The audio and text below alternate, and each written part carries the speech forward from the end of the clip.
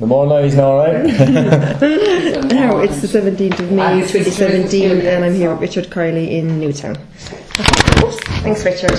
Okay, so do you want to start at the start, and maybe you said you did fishing and you did reed cutting? Yeah, fishing and reed cutting. Okay, so do you want to tell me how you got involved with them and when you started?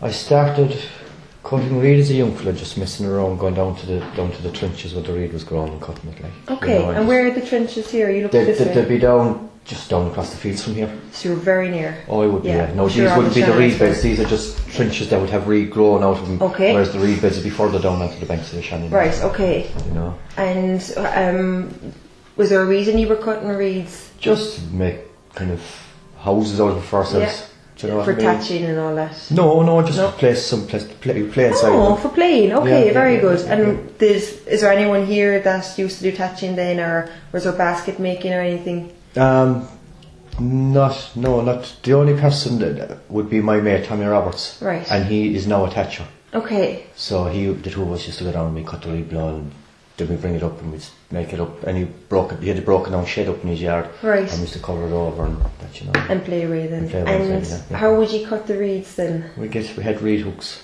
Right. And we used to cut the reeds with the reed hooks. And are they just they're just they're shaped in a kind of a semicircle and a handle coming down off them. Okay. Like, yeah. And you just grab them and you grab the reeds, maybe a foot and a half from the bottom, and then you just trim it down maybe 10 inches off the ground, you know. Okay. You know, now we used to have to cut them a small bit higher because we were small, so to try and carry them across the fields. Very good, okay. Yeah. Did you then go on, we'll just say reed cutting for a second, sorry. Did you go on afterwards to do anything with reeds, or? Yeah, I started cutting reed then later on when I got older. Okay. You know, I started cutting reed in the mid-80s. Okay. I started cutting reed. I used to cut reed over in Bunratty. Okay. And draw it over to our own side here. And used to cut it on our own side of the river here on the south bank. Okay. You know. And what did you use that reed for? The reed was I actually sold it. I used to sell it to a mate of mine who was thatching houses. Very good. Okay. Like, you know, so that you were just supplying. Just supplying, yeah, supplying. You know? Okay. And how did you get involved in fishing? I kind of got into fishing, kind of as a young fella. I go out in the boats with the older men. Okay. You know, so it went on from there really, you know. Okay, and what age were you roughly when you started doing that? I'd say I was about 15. So you're very young. I would have been about 15 when I started going out in the boats, And where did you used to go out? We used to fish out of what we call sandy, which would be kind of a dugout boat bit that we had back the road here, Okay. Right, I write that down. So, just on record, we're not far from the Shannon here, so we're not? No. Okay, very good. And when you say you were there with the older men, were they family or? No, they wouldn't have been family, no. They'd probably be, we said they would have been friends of my father's, do you know, that kind of way. Okay. Because my father would have gone down and fished some parts of the season with these men, you know what I mean? Yeah, those stuff for crewmen. So I would kind of brought along there and then after a while I became full time. Yeah. You know? So when you say full time, were you full time with the fishing season? Yeah, I'd be full time with the fishing season. Okay, and then you did something else in your off season then? In my off season then I would, I'm a fitter by trade. Right, okay. So you know, I was going to school at the time, so it you were made a few young. bob and that, you know what I mean. So I'd have been, I suppose, what was I, 15, 15, somewhere in the 15 to 18 age group. The reed and the fishing kind of came in, they walked into each other, you know. Right, okay. And you said your dad had been fishing as well. Was he a fisherman? He used to, he'd have fished tides down there now. He wouldn't have been he wouldn't have put in the same time as I did once I got going. But he would have been crewing on boats down there. Very good, okay. And when you say he was fishing on the tides, he used to go out with drift nets or? Yeah, I myself would have fished draft and drift. Right. And what's the difference? Sorry, Richard. The draft would be what we call, it would be classed as shoring, what we call locally shoring. That you'd have one man on the mud holding the rope and the other man then would pull out with the net in the boat and it'd fall off as he was going out and you'd make a ring. Right, you know? Okay. And as soon as the pole outside at the boat end hit the water, then the boat would turn back in and make a ring around the fish. Right, okay. You know? Right, okay. And then what was drift? That was the drift in would be where the lads would be, they'd pull out more into the middle of the river and start throwing their net outside and work their way back in towards the shore, stretching their net. Okay, that's very interesting. And what, so there was how many men on the draft and how many in the drift? You could have, sometimes there could be 3 people on the draft. Okay. And the drift was normally 2. Normally 2, Yeah, okay. yeah. And okay. And what kind of fish did you catch, Richard? Sorry. Salmon. Everything, there's nothing... You would have got flatfish down there, flounder. Right, okay. You know, so it's just mainly salmon though, is it? Water, yeah, just okay.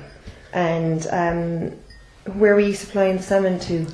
Or was it for home use? Or We would have had private orders. Right. And I would have supplied fish to Cruises Hotel. Oh, go away in Limerick. Inside in Limerick, yeah. Okay. The Woodlands. Mm-hmm. And the Dunraven. So a lot of local places, local hotels, yeah. There were a lot of local hotels, yeah. And do you still supply, Richard, or...? Well, the fishing is finished. Well, we were put off due to conservation. Right. Was the reason, you know. But they offered a compensation package for those who go. And there was a lot of the people in Newtown and the surrounding area of Newtown that didn't take the compensation. Okay. You know what I mean? We decided it was a case of we'd like to hold on to our fishing rights. Right, okay. You know. So can you explain that to me? You were offered compensation and you didn't take it because you wanted to keep... We wanted to keep our fishing alive. Right. Even if it was on the basis of maybe a heritage licence that you could go out and maybe catch maybe 10 fish in a season, just to keep it alive so that we could keep the tradition going in the area. You know? And did it happen? Did you get the licence? No, we didn't know. We didn't. They wouldn't allow that to happen. So we actually had a protest on the river. Brilliant, yeah. And to highlight our cause. And when was this, Richard? Sorry now. I'm trying to think. I think it was around 2008 or 9. Right. We had that protest, and we ended up in court anyway in Ennis over it, and were fined for fishing without a licence. Yeah. Oh my God. You know. Now, in fairness to the judge at the time, like he did see it as a protest, but at the same time he had to uphold the law. Right. You know. It's tough, isn't it? It is really, because you know the younger people. That's how I got into it as a young fella, being shown by the older men, like, you know, and it'd be nice for to pass that on. Oh, definitely. Do you know what I mean? So that's one thing that we're saddened over, really, you know. Yeah. You know. And when did the conservation start coming in? 2006 was our last season fishing. Right. Okay. And 2007 then they stopped it due to, they were saying, the stocks were diminishing. Right. You know, so.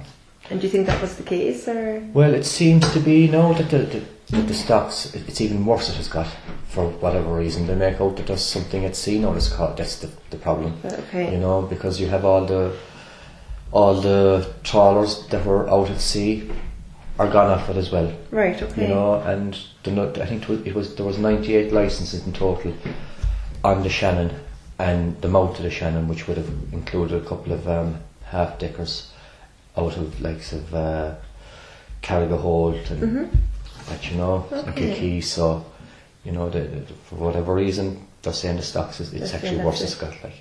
Right, okay. Know. And where would you fish down along as far as then? I would have, the furthest down I would have fished would have been down as far as Saints Island, which would be 3 miles down from here, 3 to 4 miles down, would be down near Shannon Airport. Right, okay. There was mainly salmon you were catching, you were saying. Okay, and Richard, in terms of boats, where have you got boats, or did you hire boats, or how did that work? There were traditional fishing boats, gandelas. Okay. You know, they evolved here on the Shannon. Say that again? They evolved on the Shannon. Right, okay. Over time, like they were flat bottom boat. Yeah. You know. Okay, and where did you get them? There was some of them, they were made locally. Okay. They were made Do you know locally. who made them, or? There was a man up the road here in Newtown, Peter Burns. Peter made them. Yeah, okay. yeah. And is there anyone still around that has them, or are they all just gone now? No, I have one. You have one? I have one, yeah. There's let me see now, there's 4 or 5 left around. Right, okay. Yeah. What we have is actually, we formed a rowing club behind it, the ferry bridge there, a couple of years ago, right. and it's for teaching people how to, row the traditional boats. Okay. Yeah. And there's a many going to that? We have about 15, 20 members at the moment. Good, isn't it? You know, so we're trying it's nice to keep it alive, though. We are, yeah. Our problem is that our boats are old now, and we're trying to get money together to build new boats, so we can, you know, very good. Okay. keep the tradition alive. Okay. What else did I ask, Richard? Okay, so you went out fishing with your dad and everything. What you used to do when you were out fishing with the lads? You started off doing what exactly, and then? Well, when I started fishing with him, first of all, you'd be left in the boat just to watch what was going on. You know, and after a while, then you'd be put out onto the shore to hold the shore end rope of the net. You know, so that you go down in what we call a draw. You'd hold up the rope. You might travel down about 100 metres. And then the boat would swing in again, and then when the boat would come into the shore, the boatman and yourself then would start hauling the net in. Right. At opposite ends and close the netting around I get the fish. You know. Okay. Sounds like tough work. Tough work? Oh yeah. Right, It's okay. hard on the mud would be soft down there. You know? And good strong tide, then you'd be constantly trying to fight to get the net in. I can imagine, yeah. You know. And how many fish, Rachel, would you be catching at the time? Oh God, you could. My first season down there, I spent 6 weeks without a fish. Okay. And things started to come a bit right, then you might be getting 8s and 9s on a tide. Okay. You know. When you say on a tide, what do you mean? On a tide, you go down, we say if low water was at 6 o'clock in the morning, you'd fish that away then till probably 10 o'clock. Okay. We say that morning, and then you'd go back down again for the coming tide again the following tide, you know. Right. You know, that's how we do it. Okay. And they started to deplete after that then. When do you think that started happening? The stocks dropping? Yeah. Now, listening to the older fishermen, they maintained when they gave out licences out at the mouth of the Shannon. I think it was in the 70s. And ever since then they maintained the stocks were dropping. Since the 70s, okay. Yeah. And did you have a licence, Richard? You did? I did, yeah. Yeah, and how did you get yours? I got my licence from the man I fish with, right. by the name of Joe Scarrett. Okay. I'd fished with him for a number of years, and when he passed on, I applied for the licence and got it. I was a nominee on the licence. Okay. You know. That's a nice honour, isn't it? Yeah. You know. And do you still have your licence, or is it gone now? Well, you see, on account of the banning the fishing on the river, they're not issuing us with licences, even though I haven't taken the compensation. So as far as I'm concerned, if and when the licences come back on again, then I'm entitled to a licence straight off. Perfect. You know, because I didn't take any compensation. Okay. Or I didn't take the buyout, you know. Right. Okay. You know, so if and hopefully when something will happen. Well, you never know, you know. As I said, it'd be horrible to see the trade die, but. Well, you see, this is the thing, you know. Right. You're dealing with a state body there, and they're calling the shots in it, you know. But as I said, the tradition of it alone, we tried to see if we could be issued a heritage licence, but there's a lot of politics involved in that, and you know, and I don't think that they were willing to go that route. You know, Okay. And do you remember, Richard, if there was many women involved? Not too many women, no. Okay. Not too many women. There's a local man by the name of Aidan O'Brien. Right. And his wife would have fished with him. Right, okay. Good woman on a set of paddles. Okay. Yeah, tough. Yeah. Good woman on a set of paddles. Okay. You know.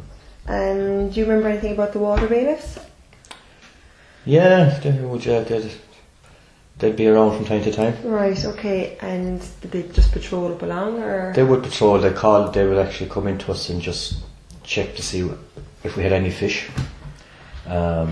if you're a licence holder or a nominee on the licence, Right. you know, so that if you want a nominee or whatever, you know, because for all they know somebody else could be taking out your gear fishing it without your permission, like, you know, your fishing gear. So, you know, but they had their job to do, come down and just check the licences. If you had fish, what they do at times is they just take a scraping off of the fish of the scales, and they were able to take those away and get them and analyse whatever testing they were doing to see. Right.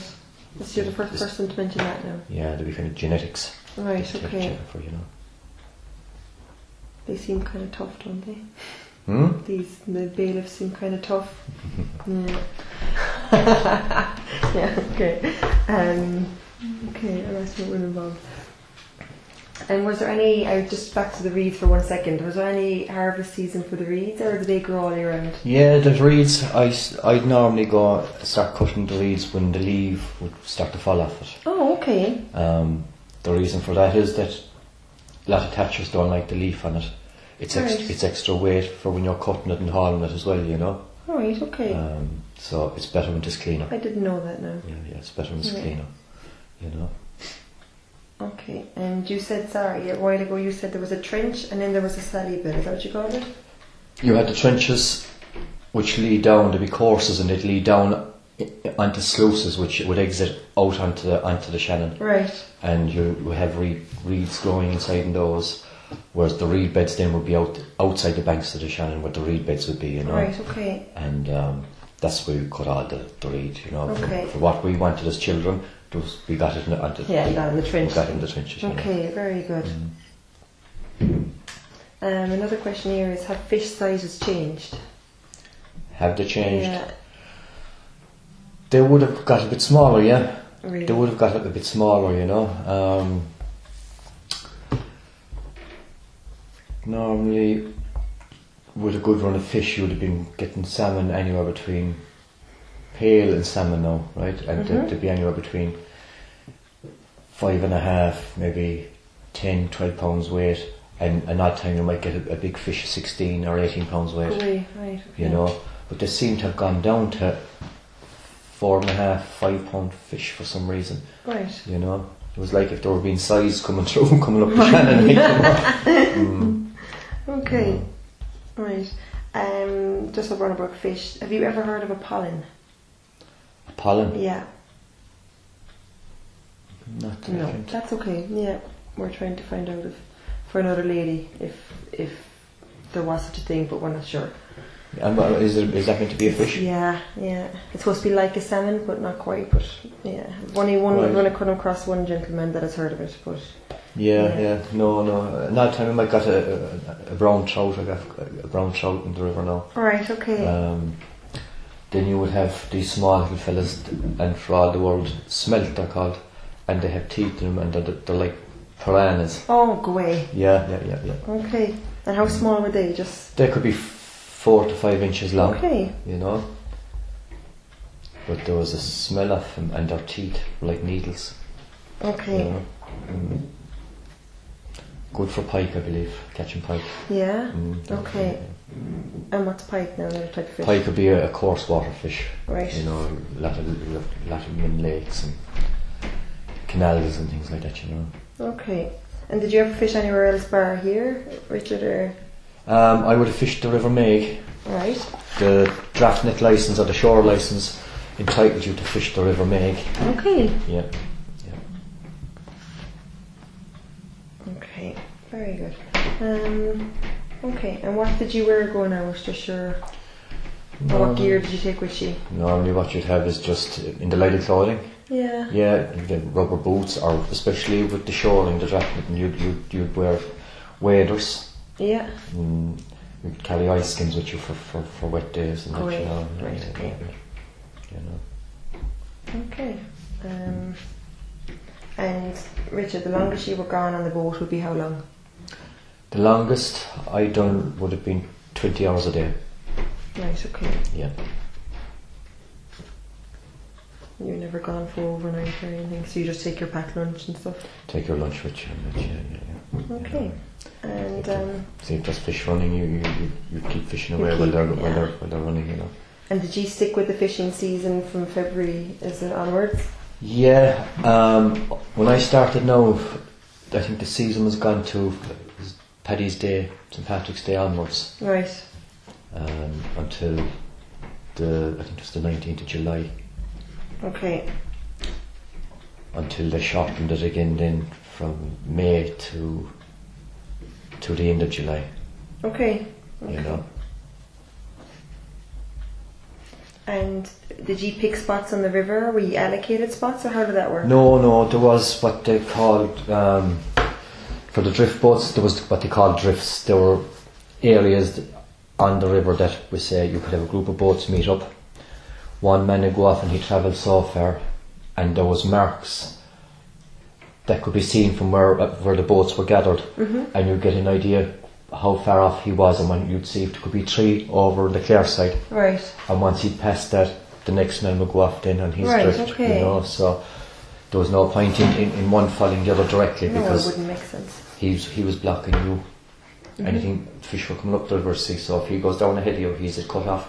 So until he kind of got out of the way, then you got your turn to.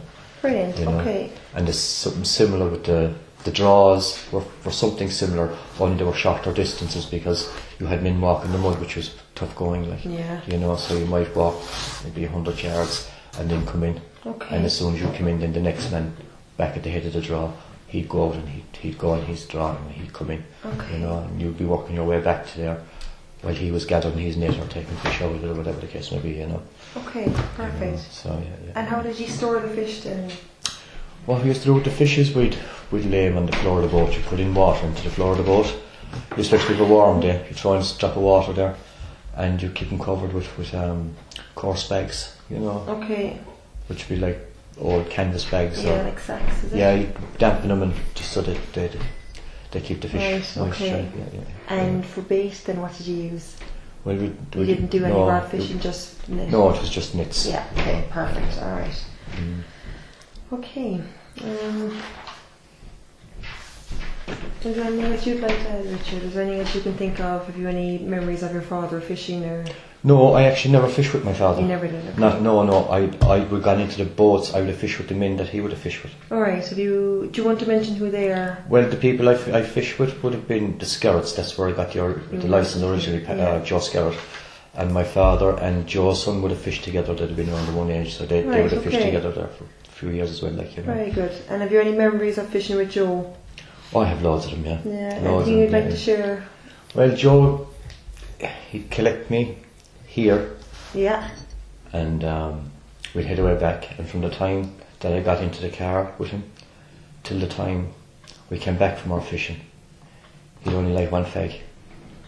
And he'd keep he'd light one fag and he'd smoke away the whole time, right through till we came back again. Yeah. I don't know how he kept that going.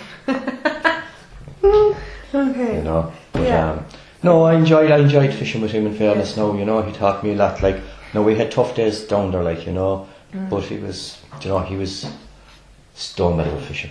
Loved it. Yeah. Even I believe as a young man, he came from Ennisdiamond originally. Even as a young man, he'd cycle half the country with a fishing rod fishing. Right. Okay. You know. And what age was he when he was training you out to fish? Oh, jeez, I'd say he was in his 60s. Okay. 60s, yeah, went to 60s. Very good, okay. You know. And did you have nicknames down here, Richard? Do we have nicknames? Yeah. A lot of the fishermen in town had nicknames, but... Yeah, we would have a few, alright. I just... Not for fishing, is it? Not for fishing? We'd have them for fishing, alright. You know, okay. But, you know, you'd have there'd be short names given to people, or if their name was whatever, you might shorten it some way or whatever. Yeah, like, you know. okay. Yeah. Alright, okay. Yeah. I think that's kind of it. Yeah, as I say, I spent most of my life on the river, like, you know, we used to do a lot of wildfowling when I was younger, like. You used to do a lot of what? Wildfowling. This area was a lot of duck and geese and pheasants. Right, so, okay. You know, and since I was 6 years of age, I was following my father around the fields. Yeah. And, you know, and as I got older, then got into the fishing and that, and then I worked for the harbour for 11 years on the dredger. Okay. Working out at the docks in Limerick. Very good. And when did you start there? I started there in '98. Okay. So you're the men for the sea. Yeah. I've, as I say, I worked on the dredger above to the Corrigal and the launch, the Greg. Right. And I'm at this present point in time with 21 years done with the Naval Service Reserve, so I have got to see with the Navy. Very good, okay. So. 21 years, oh my god. Okay, that's amazing. Thank you, Richard. I think that's kind of it. I can't think of anything else to ask you. We talked about the Thatchers and everything. Okay, if I need anything else, is it okay to come back down to you? Yeah, no bother. Thank you, Richard. Thanks a million.